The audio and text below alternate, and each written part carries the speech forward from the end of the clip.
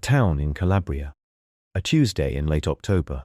The season is over. The tourists, such as they were, have gone with it. The main street runs for about 200 meters and ends at a wall.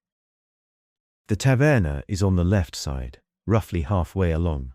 It has no sign I can find, or the sign has faded to the point where the letters are more suggested than stated. The door is open. I stop in front of it. The table is set. Not one table. All of them, 7, perhaps 8, small tables with white paper tablecloths, weighted at the corners with small glasses. A folded napkin at each place. Salt, pepper, a toothpick holder, a small bottle of olive oil with a metal pour spout. Everything in its position. No one is sitting at any of them. I step inside. A sound from the kitchen, a pan on a burner, something being scraped. No voice. I take a table near the window and sit down. For a long time, nothing happens. The street outside is empty. A cat crosses from one side to the other without looking up. The tablecloth moves very slightly in the air from somewhere. The owner appears from the kitchen, a man of around 60, wearing an apron that was once white. He looks at me without surprise, as if I had been there all along and he had simply been waiting for me to settle. He says something in a dialect I cannot follow and disappears back through the kitchen door. A few minutes later, he returns with a small carafe of house wine and a basket of bread.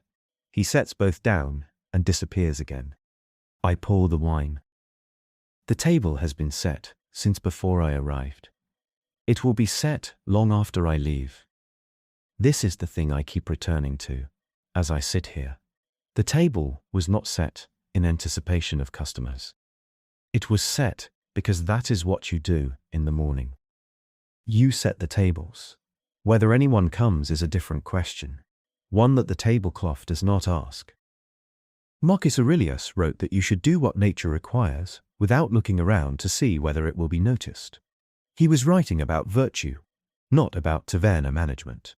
But the man in the kitchen, without knowing it, is doing something philosophically serious. He set the tables because tables are for setting. He opened the door because doors are for opening.